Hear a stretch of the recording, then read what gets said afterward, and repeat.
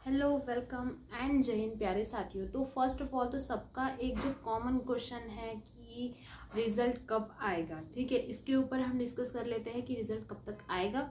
और दूसरी बात तो ये कि रिजल्ट तो आ जाएगा, पर आपको फिजिकल के टाइम पे कौन से डॉक्यूमेंट्स साथ में लेके जाने हैं, कौन से डॉक्यूमेंट्स आपके साथ में नहीं होंगे तो आपको कोई दिक्कत आ सकती है, इसके बारे में हम आज के वीडियो में डिस्कस करेंगे। ठीक है, पहली बात तो ये कि रिजल्ट कब तक आएगा, तो एक ही बोल सकते हैं हम कि एसएससी हमें तारीख पे तारीख दिए जा रही है। ठीक है, अभी अब तक तो उन्होंने 11 तारीख तक बोला था, अब उन्होंने फिर से कोरिएंडम जारी कर दिया है कि 19 तारीख को जो है वो क्या होगा, डिक्लेयर कर दी जाएगी कंपनी। ठीक है, नोडल एजेंसी जो है वो डिक्लेयर कर दी जाएगी 19 तारीख को। तो पता नहीं अभी और भी वो बढ़ा सकते हैं, पर इसका यही रीजन है, अभी इलेक्शंस तो हो गए तो रिजल्ट तो आपका जारी हो जाएगा। मतलब मेरे अंदाजे से 14 या 15 तारीख को आपका रिजल्ट जारी हो जाएगा, ऐसा मेरा अंदाजा है। ठीक है, और जैसे मैंने सब जगह पे देखा है, सर्च किया है, और एसएससी से भी टोल फ्री नंबर पे मैंने कॉल करके पूछा है, तो यही आया है कि आ सकता है। ठीक है, 14 से 15 तारीख तक आपका रिजल्ट आ सकता है।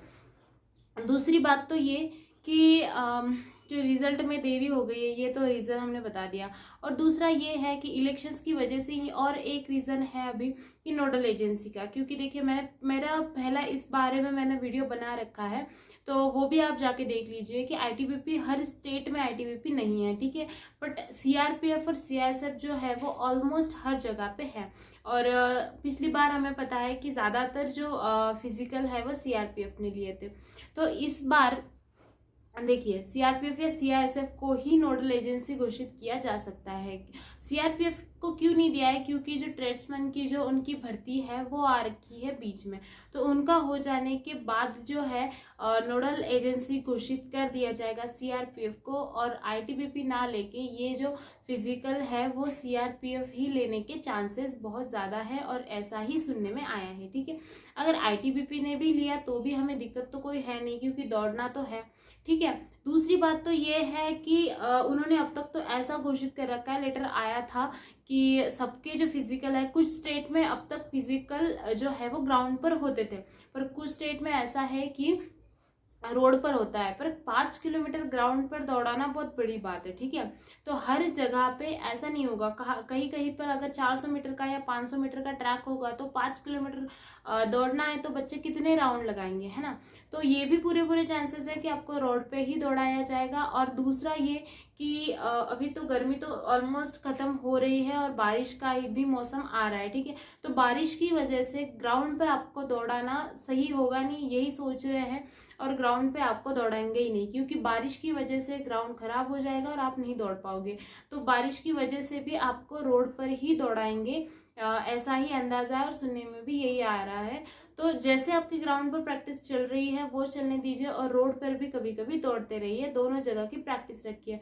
बस ये है कि ग्राउंड पर दौड़ाएंगे तो आपको ज़्यादा फिजिकल करना पड़ेगा, क्योंकि ग्राउंड पर टाइमिंग निकालने में बहुत ज़्यादा दिक्कत आती है। ठीक है, क्योंकि अगर बारिश आ गई तो बहुत ज़्यादा दिक्कत आ जाएगी। तो यही कीजिए कि ग्राउंड पर भी दौड़ते रहिए और इसमें रोड पर भी दौड़ते रहिए। ठीक है, दूसरी बात ये कि आपको कौन से डॉक्यूमेंट्स लेके जाने हैं साथ में। तो देखिए, फर्स्ट ऑफ ऑल तो ये कि आप जब फिजिकल के लिए जाओगे तो वहाँ पे आपका एडमिट कार्ड देखेंगे, और आधार कार्ड के साथ आपके एडमिट कार्ड को वो मैच करेंगे, और उसके बाद आपको वहाँ पे एंट्री दे दी जाएगी। इसका मतलब क्या कि आपको आधार कार्ड की एक प्रिंट और आपका किसकी डॉक्यूमेंट जो एडमिट कार्ड है उसकी, ठीक है, ये दो तो आपको लेके जाने हैं। दूसरी बात ये कि वो वहाँ पे जाके आपको कैटेगरी वाइज आपके लाइंस बनाएंगे। ठीक है, जैसे कि ओबीसी का एक हो गया, एससी का एसटी का एक हो गया, या फिर और ओपन जनरल ईडब्ल्यूएस का, ऐसे अलग अलग आपके लाइन बनाएंगे,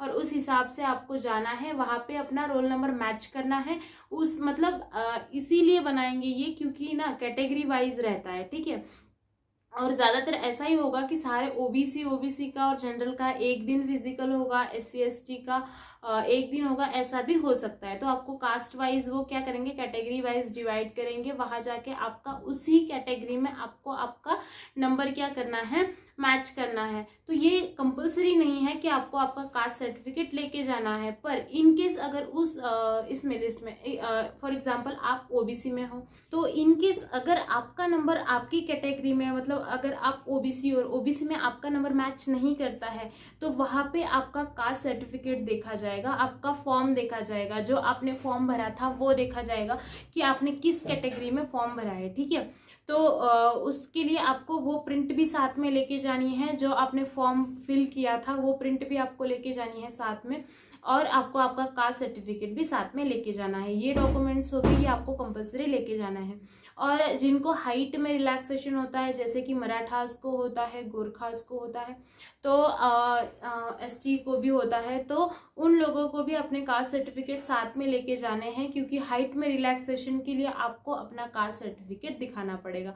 तो ये कास्ट सर्टिफिकेट जो है वो आपको सेंट्रल का साथ में लेके जाना है।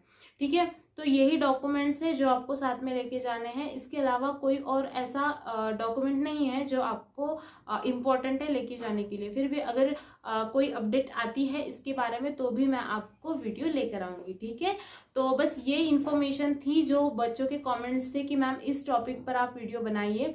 तो फिर से एक बार सुन लीजिए कौन से डॉक्यूमेंट्स है। एक तो आपको आपके एडमिट कार्ड की प्रिंट लेके जानी है, आपको आपका आधार कार्ड की फोटोकॉपी लेके जानी है, उसके बाद आपका जो आपने फॉर्म फिलअप किया था उस फॉर्म की कॉपी लेके जानी है, और उसके बाद आपको आपका रिलैक्सेशन का जो आपका सर्टिफिकेट होता है वो लेके जाना है, और आपको कास्ट सर्टिफिकेट जो है वो साथ में लेके जाना है। तो ये 6 डॉक्यूमेंट्स जो है वो आपको साथ में लेके ही जाने हैं, और हो सके तो ओरिजिनल और फोटोकॉपी दोनों लेके जाइए। ठीक है, तो ये डॉक्यूमेंट्स थे, और रिजल्ट आपका 14 से 15 तारीख तक आने के चांसेस है। ठीक है, और उसके बाद अगर लेट भी रिजल्ट को होता है तो अगला प्रोसेस बहुत ज़्यादा फास्ट होगा, तो आपके फिजिकल में ज़्यादा देरी नहीं होगी, तो फिजिकल की प्रैक्टिस करते रहिए। ठीक है, तो बस आज की वीडियो में इतना ही था।